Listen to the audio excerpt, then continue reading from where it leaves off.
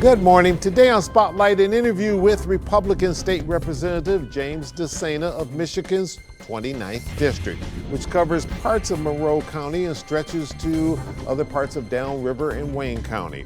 As a member of Lansing's minority political party, what's his reaction to major legislation that's been making its way to Democratic Governor Gretchen Whitmer's desk? We'll ask him. And later on our Sunday morning program, we'll have a conversation about whether the film industry is about to make a comeback in the state of Michigan. Matthew Peach, president of M1 Studios in Ferndale, and Alexander Page, Michigan Film Industry Association board member and a legislative expert, will be my guests. It's Sunday, April the 23rd. I'm Chuck Stokes, and this is Spotlight.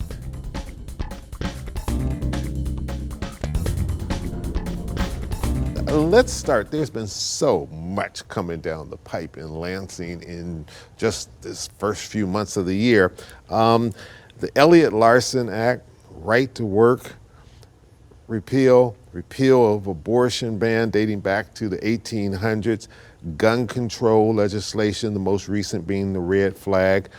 As a member of the minority political party in Lansing, what do you think the message is? Well, I think that having come in as a new legislator, this was my first term, knowing we had a $9 billion surplus, I thought, oh, we're going to be able to get some good things done. And so we've really focused on a lot of hyper-partisan issues. And I don't think these are the issues that the populace, Michigan, based upon the last vote and getting their Michigan Democratic trifecta, saying this is what we want you to do? Certainly some of them are. I don't believe all of them are. Like, I believe that a lot of the things where we have common ground, like road construction, we really haven't focused on helping our locals with fixing roads and infrastructure with a $9 billion surplus. But yes, I would say these are the hot button issues of our society today, and we've hit them all in the first 2.5, 3 months. Yeah, we are seeing not just here in Michigan, but across the country, every day almost, something involving guns. It calls for an outcry, and of course at Michigan State University, the tragedy that we had there, people were saying, we have to do something. Are we doing the right thing? It's dismaying for me to see those events and to see the attacks on law-abiding citizens and the attacks on legal gun owners. I took an oath to uphold the Constitution, and the Michigan Constitution is even stronger in the defense of the right of our legal citizens to have firearms. So I have a young man from Downriver who called me about the Michigan, he wanted to interview me. He said, I go to Michigan State. Sure. I said, hey, before we start the interview, let me ask you, where were you the night of the shooting? And he says, I was in my off-campus apartment with my roommates. And I said, did your parents all call you? And he says, oh, our parents called us as soon as the active shooter alert went out and wondered where we were. And we told them we were in our apartment about a half mile away from the shooting. And I said, were you fearful? And they said, one of our roommates is a hunter, took out the shotgun and loaded it and said, guys, we're good. And so the parents felt safe that they could actually defend themselves. And I guess what I'll say about this is we are the wealthiest country in the world, no question about it. We should have the ability to solve this problem, schools especially. All of these problems are happening in gun-free zones, most of them.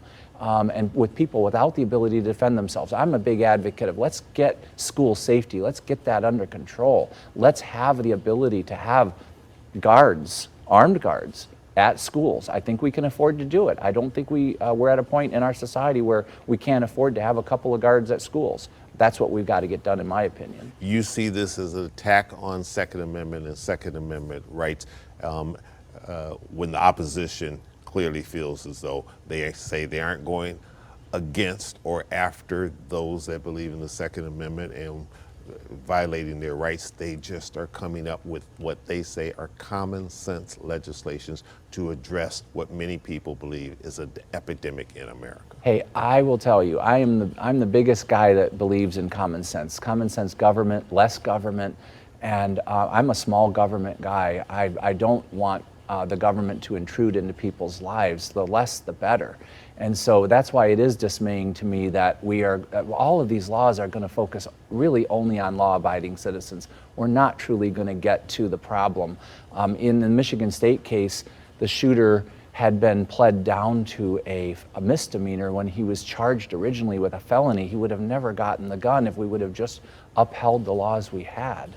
We even have a bill coming in on school safety. We can't get it out of committee. So we're willing to work with the Democrats on that. And I would say, let's take the focus off of law-abiding citizens who just want to own their firearm and legally obey all of the laws. Let's not put more burden on them, because those are the only people we're hitting with these laws. We're not hitting the criminals. We're not hitting the problem. We need to take a quick little pause for a cause. We'll come right back. We have a lot more issues with Representative DeSana. Stay with us.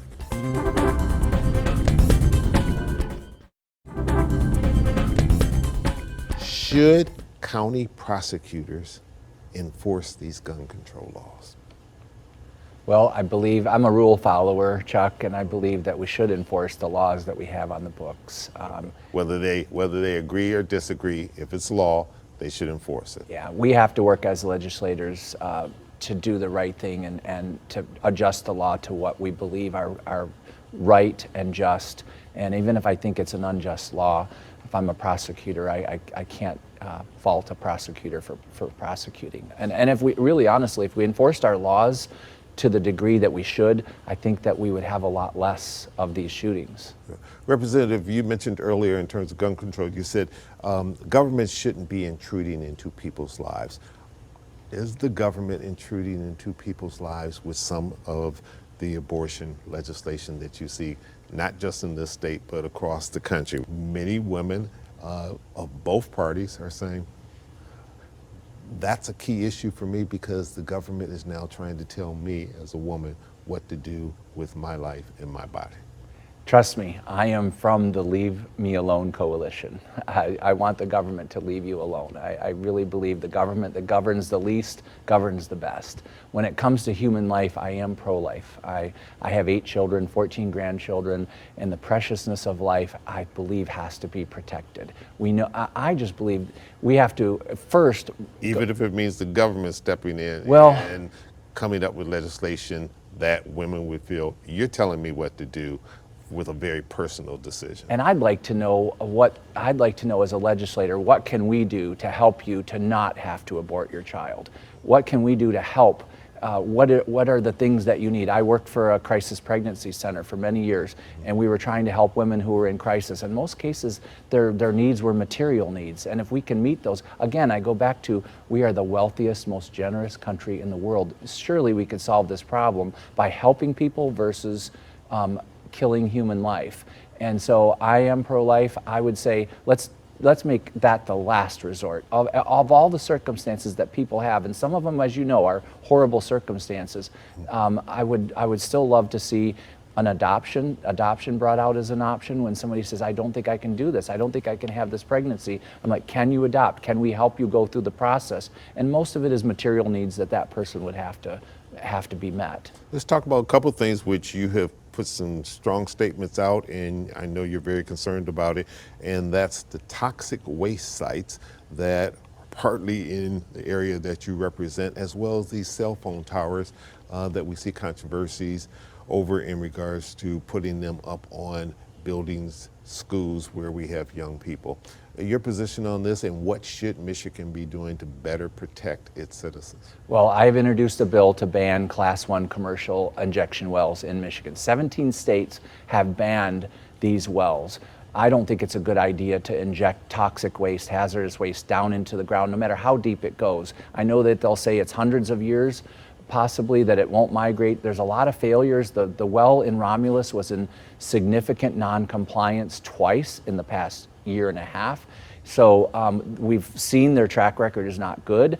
And so I think the people of Romulus are rightly concerned about injecting waste, bringing the waste in and injecting it. Going to the 5G tower in my hometown of Wyandotte, that was my kindergarten. That was the elementary school where I went to kindergarten. They said, we're seeing this tower going up on the school, right on the school, and they have studied the effects of non-ionizing radiation, and it is harmful. peer-reviewed studies have said that there's markers for cancer. These blood studies have shown that there's increased oxidative stress, and ultimately that will be a marker for cancer. I don't think these are partisan issues. I also have a bill to prohibit 5G major transmission towers on schools or within the school property. So they would need to go into a field or along a highway or into a rural area where there's not a person living under it. So I think that there's broad agreement that we want to protect our citizens, the people. I think that what's happened in America is we've really kind of favored all these billionaire corporate interests at the expense of the everyday working guy. He's really kind of feels helpless out there. I'm getting these towers, I'm getting waste injected in my backyard. What happened? I have no say.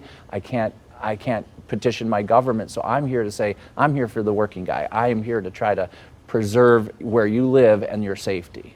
Let's talk about getting ready for 2024, from former President Donald Trump to Perry Johnson from our own state here.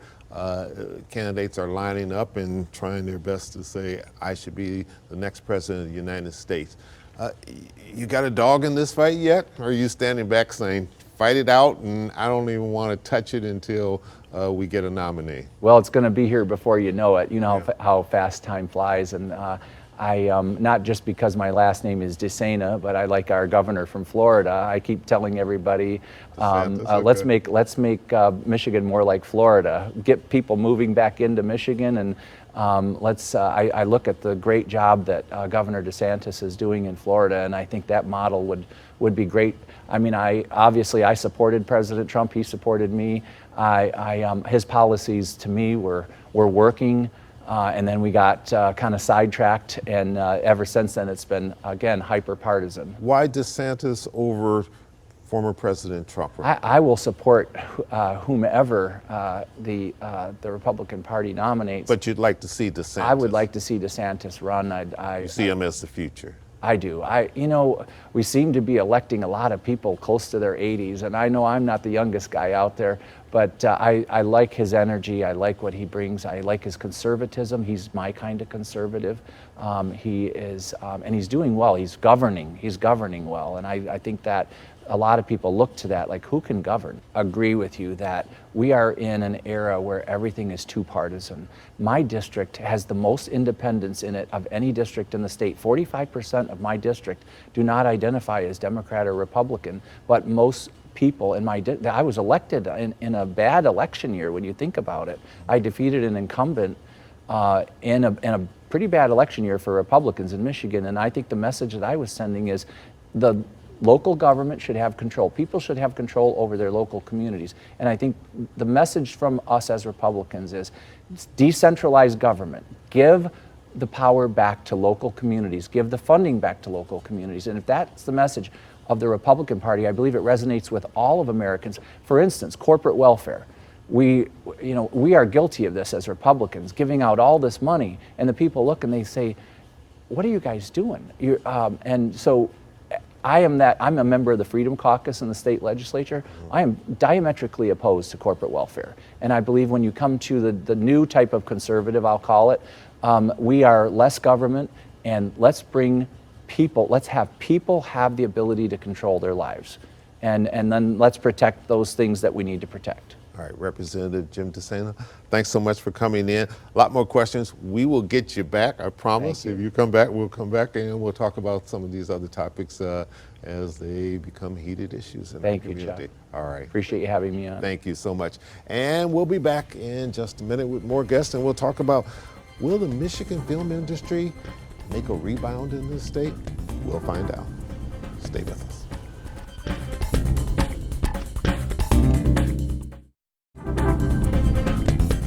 And welcome back to Spotlight. Joining me now is Matthew Peach. He is president of M1 Studios in the city of Ferndale, and Alexander Page, who's a board member of the Michigan Film Industry Association and their legislative expert.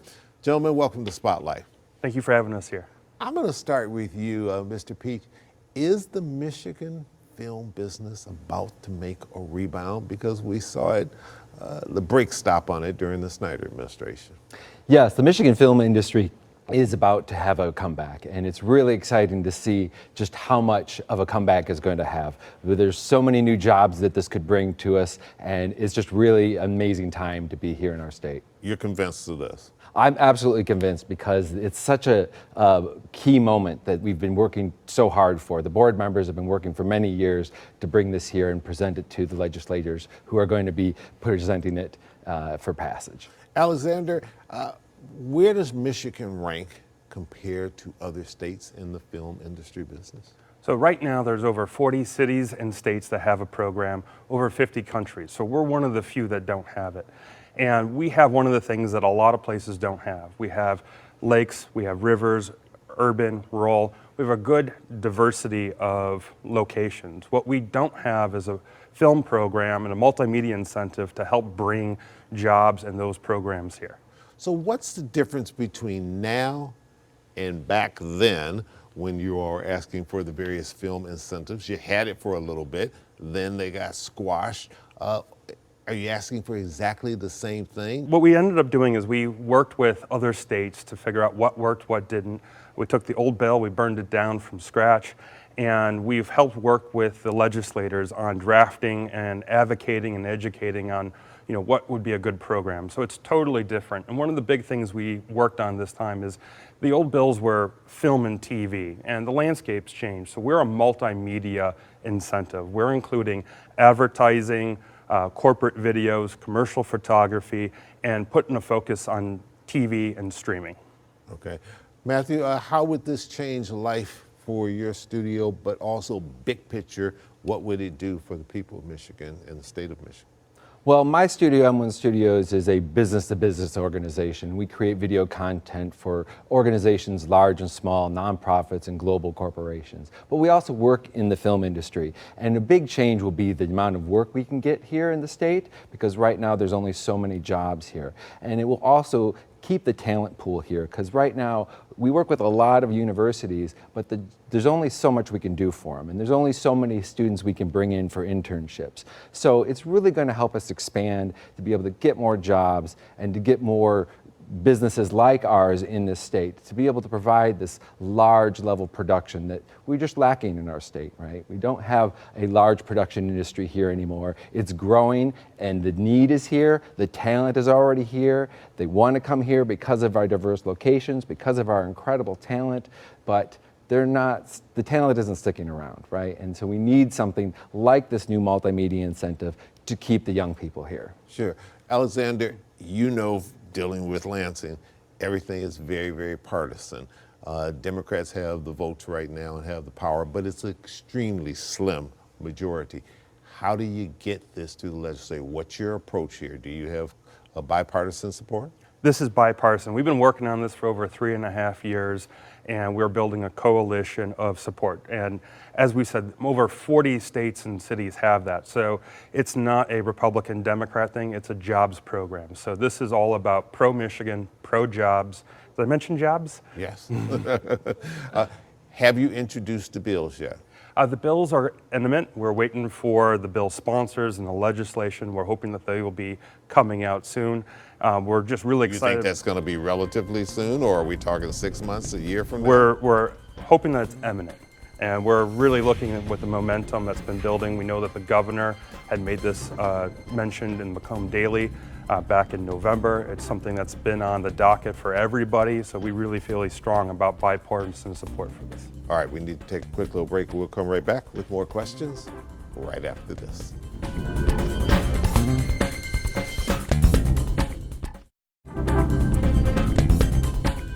And welcome back to Spotlight. All right, how will this help businesses in this state and businesses like yours? Well, what's super exciting is that every project that comes into town, on average, is going to affect 60 different vendors. And that's 60 different businesses that could potentially benefit from every project that comes into town. So M1 is one of those could possibly benefit from space rental or from services provided to these different productions. But what's really interesting is that it's not just directors and producers and camera people and actors that get jobs. It's all those ancillary support companies that are needed to help these productions as they come into town.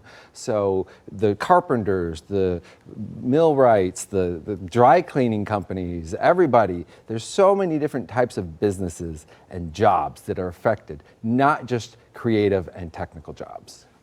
Are Atlanta and Los Angeles and other places where they're doing lots of film production and movies and stuff, are they so far ahead of us that we can't be competitive and can't catch them? No, I think this is our opportunity. What we've done is we've learned from the past. We know what's working elsewhere. And this is one of the largest growing businesses and industries in the world. It's one of the top 5. Last year was over $240 billion spent in TV and film production. So we have a huge growth due to streaming, and we have the location. So people want to come here, and they really want to use our crews and our landscape. I think part of what you ran up against back in the Snyder administration, budgets were tighter and people felt like, we can't afford to have this kind of quote unquote giveaway. Yeah. There's a lot of cash running around Lansing right now. Is that a major difference? And how do you protect yourself against, say you do get something through this legislature and in 2024 the legislature flips back and Democrats no longer have the controlling power there? And are you going to be in a vulnerable position? How do you protect yourself so that it doesn't flip back and forth regardless of who's in charge? So that goes back to being bipartisan, and what we want to do is make something that is fiscally responsible, a great return on investment. And so working with the legislators on crafting a program. And what I mean by that is the legislators are looking at having something that goes over 10 years, has caps that slowly builds the economy. People want to know that you're going to be here for the long haul, and that's how you get investment. So we want to make sure that that's one of the things. Other is what we worked on is trying to make sure that most of the benefit stays in the state. And what I mean by that is a lot of programs, the old program were rebate, where the state was issuing money. This is set up with the legislators as a credit, and that just means that only Michigan businesses can use the credit. All right. If people want to get more information about this or get on board support or maybe even oppose, is there information, is there a website or something they can go to? Yeah, they should go to MIFIA.org. That's MIFIA.org, MIFIA.org. Sign up for our newsletter, and you'll be able to hear all the new information and what action steps you might need to take. All right, and you'll keep us posted on when the bills are introduced. Yeah, it's an exciting time. Thank you very much. All right, thank you so much for joining us today on Spotlight. And I'm Chuck Stokes. We'll be back next week with more newsmakers in the Spotlight. We hope you have a great week.